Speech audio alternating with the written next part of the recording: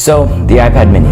It used to be Apple's budget device, and this was true from the first iPad mini all the way up through the fifth one. But that all changed whenever this guy came out.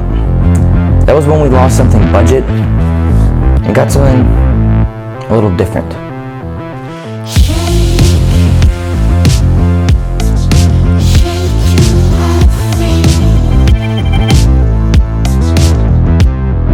This is the iPad mini 6.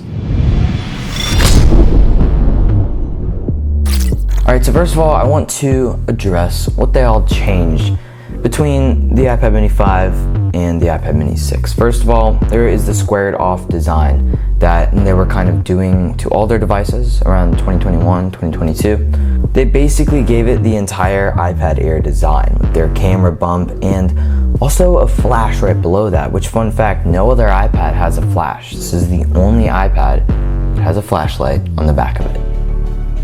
On the bottom, there's speakers as well as a USB-C port, which is super helpful if you want to plug in an SD card or a whole dongle, because you can do actually HDMI output if you want to monitor it on either a gaming monitor or a TV screen. It's super helpful. One thing to note though, if you do plan on doing computer setup by pairing a mouse and keyboard and plugging this into a monitor, it's actually stuck at this aspect ratio. So unlike the M1 iPads, whenever you plug it into an external monitor, it has to stay at that aspect ratio. So that's that. On the back, we have this new upgraded camera. It's 12 megapixels, so it's kind of like an iPhone camera, but not really. It's not as good. For comparison, here's a selfie taken with the back camera on an iPad mini versus the main back camera on an iPhone 13. You can see the iPad's camera is really grainy and not as sharp. Now this actually has nothing to do with processing, because inside of the iPad is the exact same chip that's in the iPhone 13 and iPhone 14. This thing has the A15 Bionic chip, which means that you can run spreadsheet applications and stuff. It's not like a full-fledged desktop, but it's definitely more powerful than an iPhone, and if you want to bring this to work and have work tabs open on it while walking around, it's really helpful for that. Here's the thing when it comes to editing and doing things like that on an iPad. It can do what a phone can do a lot better, and it can do what a desktop can do a lot worse. So it has some of both worlds. However, this is not a computer. As an example, if you download CapCut on this, you're going to have a much better experience than you would using CapCut on an iPhone, versus if you download DaVinci Resolve on this, a Mac is just way better, and it's not even the full version.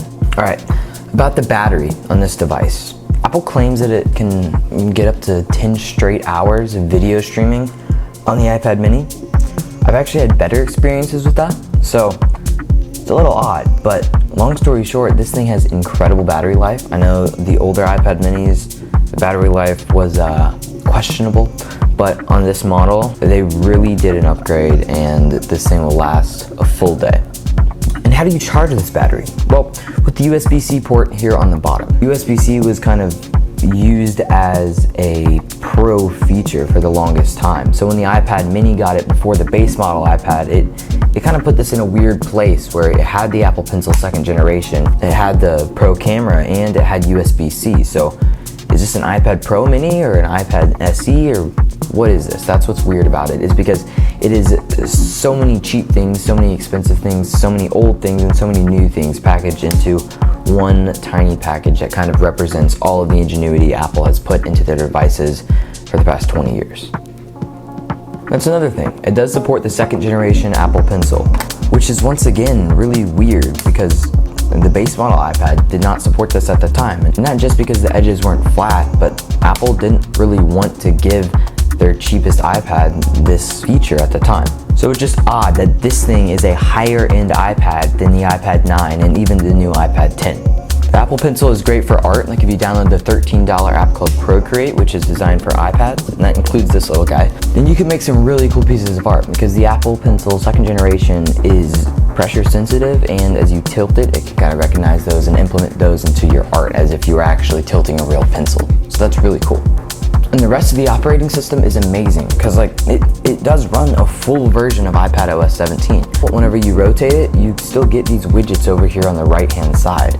And that's true throughout the entire operating system. It's just weird the way that they have optimized it for a smaller screen, such as the widgets are smaller than the widgets that you could put in on an iPhone. So, who is this iPad for? I would say 3 groups of people.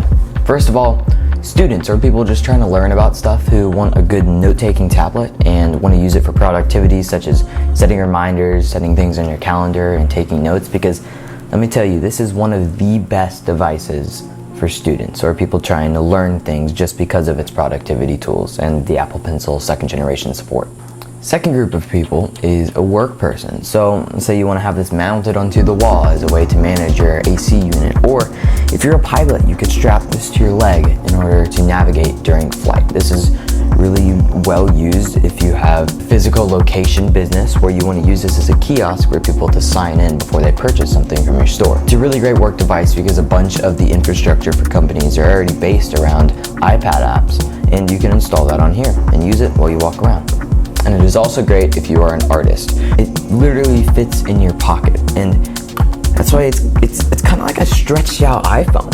Alright guys, thank you so much for watching my review of the stretched out iPhone.